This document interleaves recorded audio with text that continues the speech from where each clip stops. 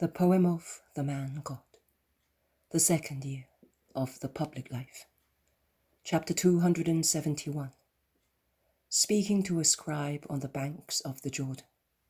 6th of September, 1945.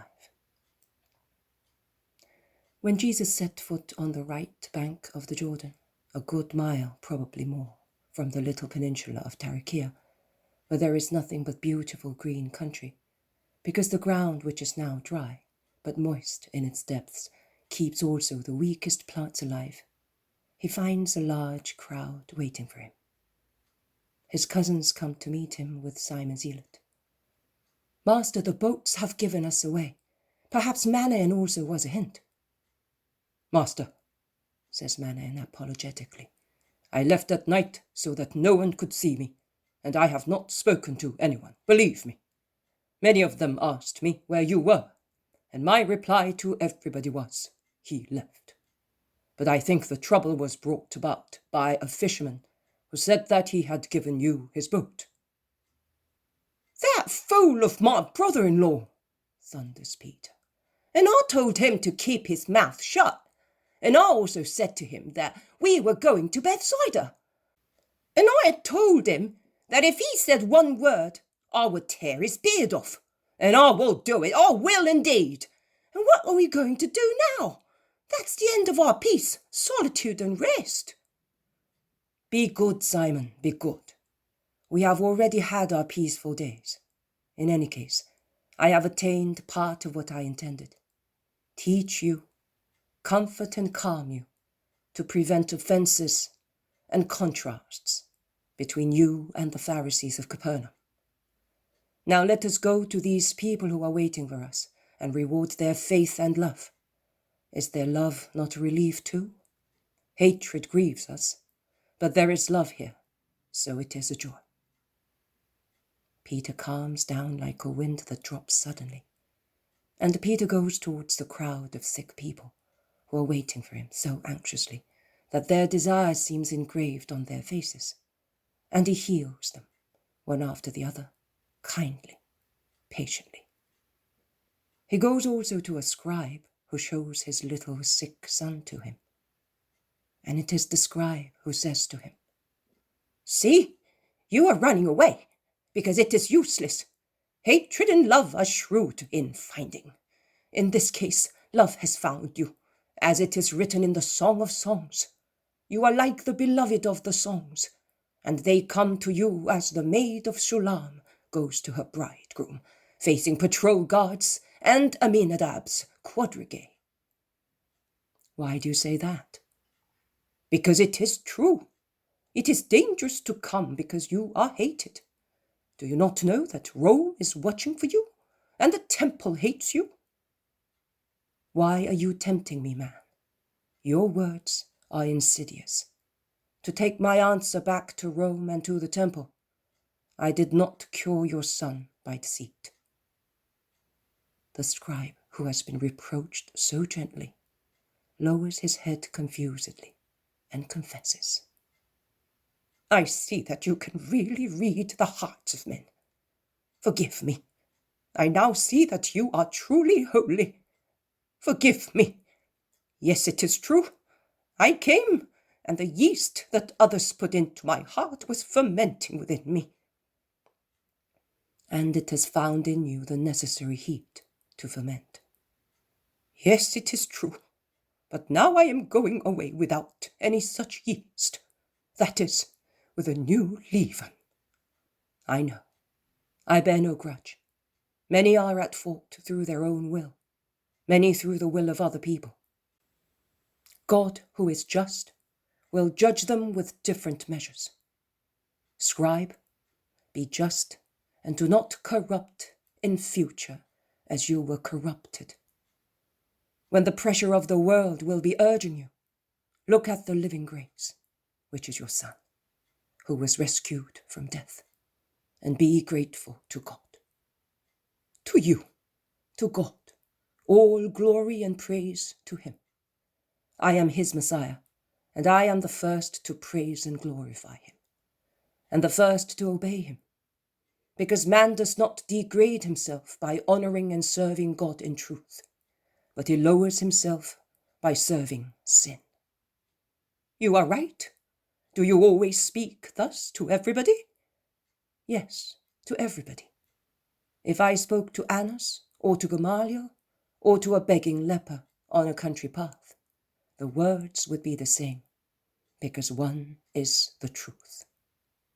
Speak then, because everybody here is begging for a word or a grace of yours.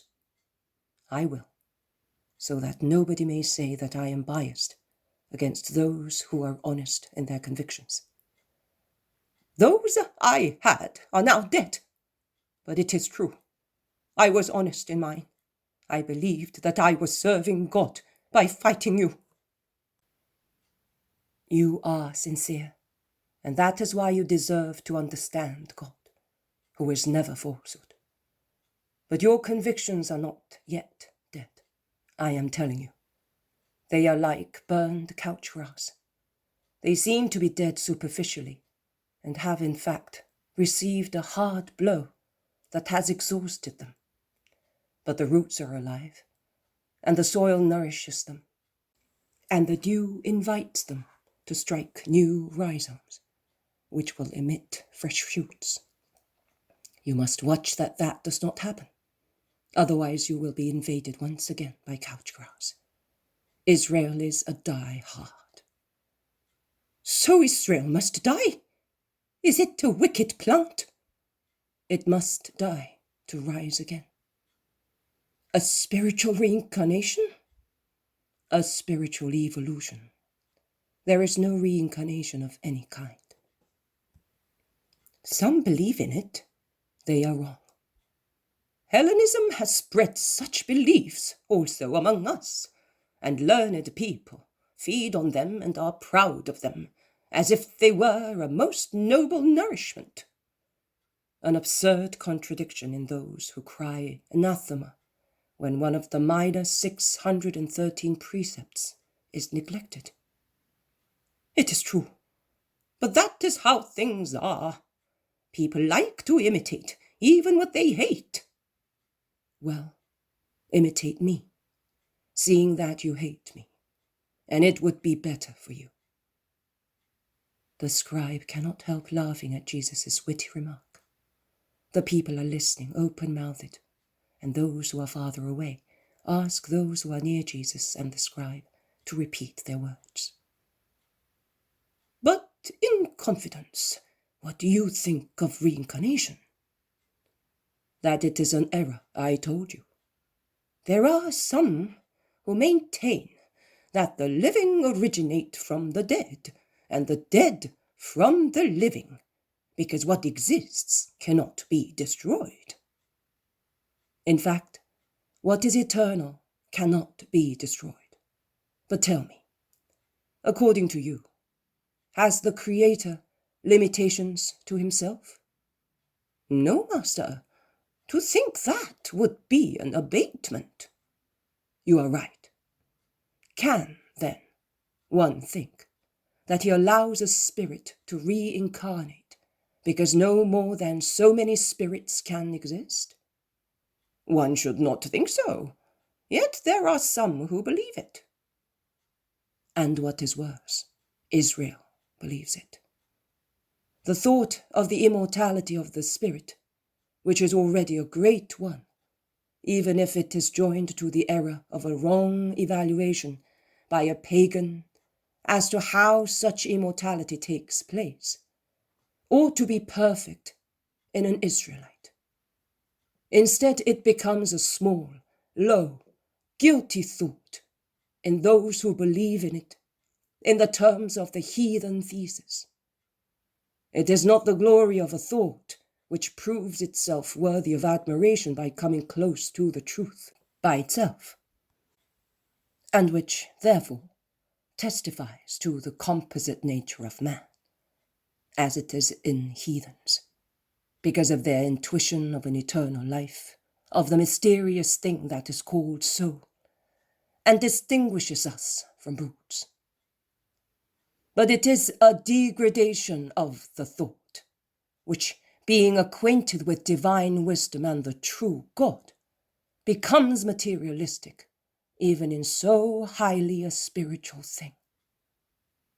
A spirit transmigrates only from the Creator to the being, and from the being to the Creator, to whom it presents itself after this life, to receive a sentence of life or of death. That is the truth, and it remains forever where it is sent.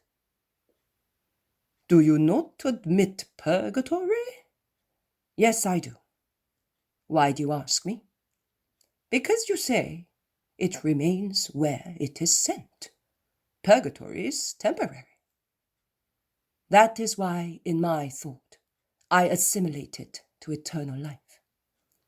Purgatory is already life, stunned, tied, but always vital.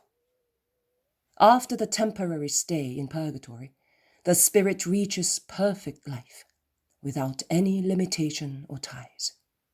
Two things will remain: heaven, the abyss; paradise, hell.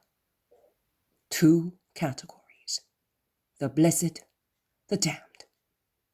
But from those three kingdoms that now exist, no spirit will ever come to clothe itself with flesh. And that until the final resurrection, which will end forever the incarnation of spirits in flesh, of the immortal in the mortal.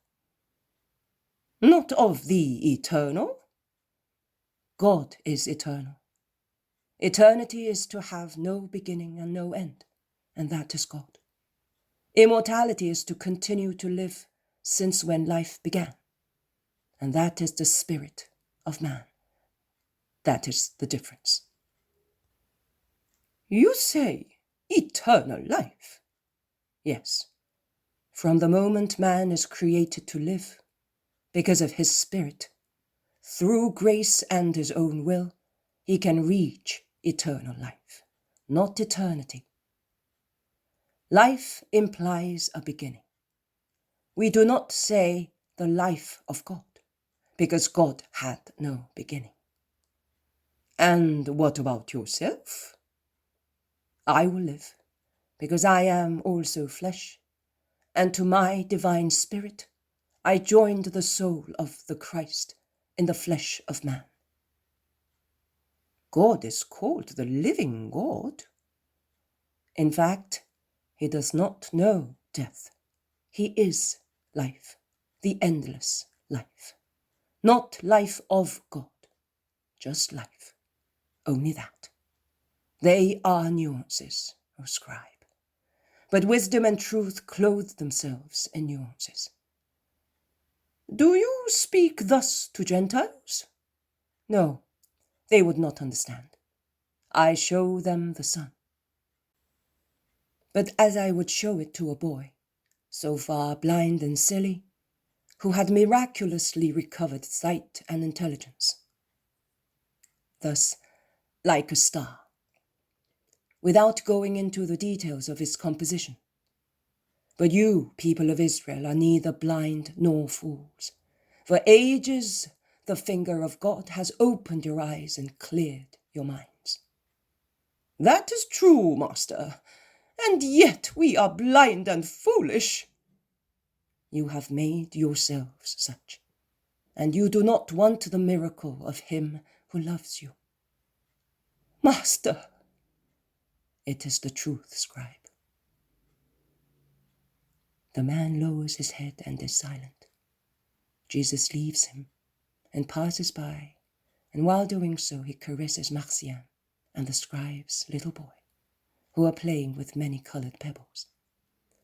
Rather than preach, he talks to this or that group, but he is continuously preaching as he resolves doubts, clarifies ideas. He sums up or expands on things already said or concepts only partly remembered by someone. And the hours go by thus.